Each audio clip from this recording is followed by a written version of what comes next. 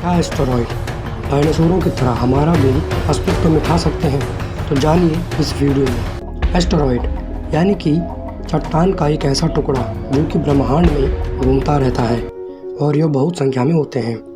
इनसे हमारा पूरा इतिहास जुड़ा हुआ है। लगभग 6.6 करोड़ साल पहले हमारी इस धरती पर विशालकाय जीव यानी कि डायनासोर का राज हुआ करता था। एक उल्कापिंड के टकराने से इनका अंत हुआ था।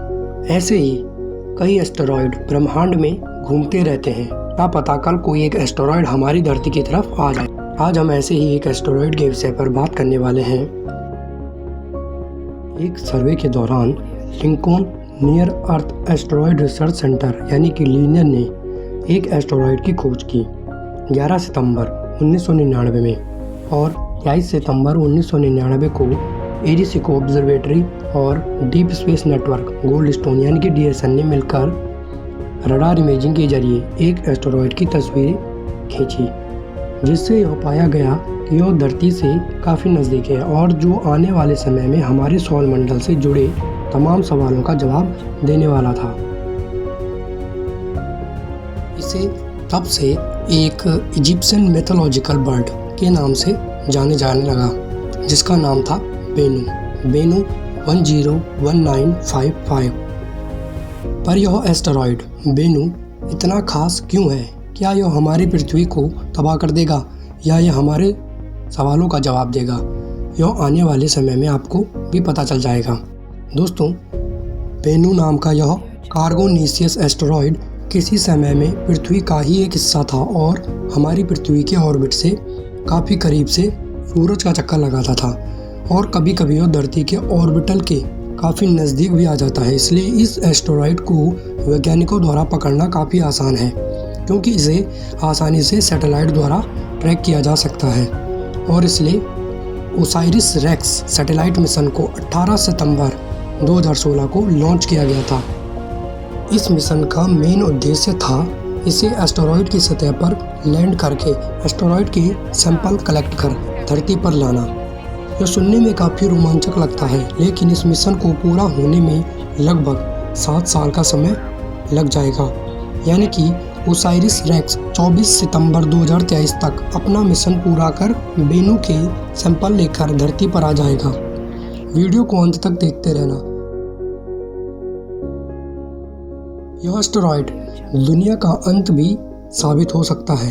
पर दोस्तों, ओसाइरिस रेक्स से पहले ऐसे 3 मिशन किए जा चुके हैं, जिसमें नासा द्वारा नियर सोमेकर, जापान की स्पेस कंपनी जेक्सा द्वारा हायाबुसा 1 और हायाबुसा 2 शामिल हैं। इसमें से जेक्सा द्वारा किया गया हायाबुसा मिशन इथिपुआ नामक एस्टेरॉयड पर किया गया था, जो करीब आधा घंटे तक रुक गया था और कुछ ही मात्रा में सैंपल कलेक्ट कर धरती पर वापस आ गया था।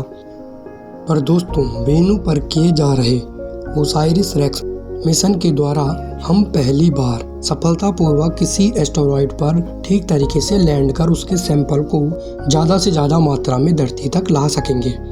3 सितंबर 2018 यानी कि मिशन लॉन्च के ठीक 2 साल बाद ओसाइरिस रेक्स बेनू के काफ़ी करीब पहुंच चुका है और उसमें रडार इमेजिंग की मदद से बेनू की सतह की कुछ डिटेल्ड तस्वीरें ली हैं, जिसमें उच्च एल्मिडो कार्बोनेट खनिज दिख रहे हैं।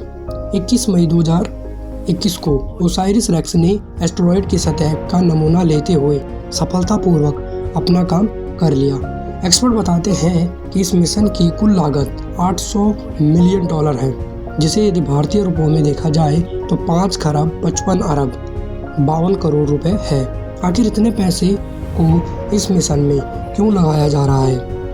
आखिर क्यों नासा इस मिशन पर इतना वर्क कर रहा है? दोस्तों, ऐसा इसलिए है क्योंकि बेनू की जो सतह है उसकी मिनरलॉजी को पढ़कर साइंटिस्ट यह पता लगाएंगे कि आखिर धरती की रचना कैसे हुई।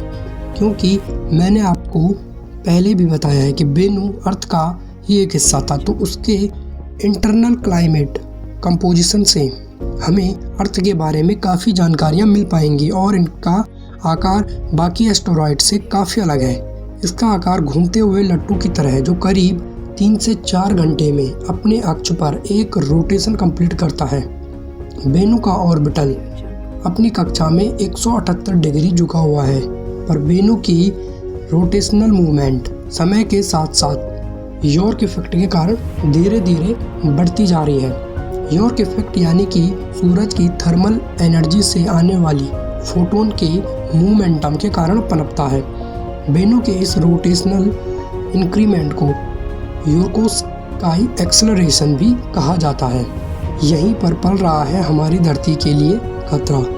बेनू की रोटेशनल स्पीड में यह बढ़ोतरी लगातार उसकी ट्रेजेडी को बढ़ा रहा है, जो आगे चलकर हमारे लिए घातक साबित हो सकता है।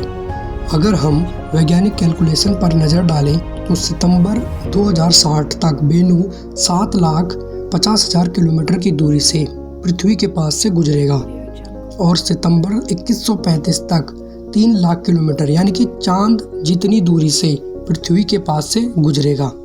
और सितंबर 2175 को जब बेनू फिर से धरती के करीब आएगा तो 2700 में से एक प्रोबेबिलिटी यह कहती है कि यह धरती से टकरा जाएगा। बेनू करीब 262.05 मीटर चौड़ा है। अगर इन चांस यह धरती से टकराता है तो यह बहुत बड़ी तबाही साबित हो सकती है, परंतु इसमें अभी बहुत लंबा समय है।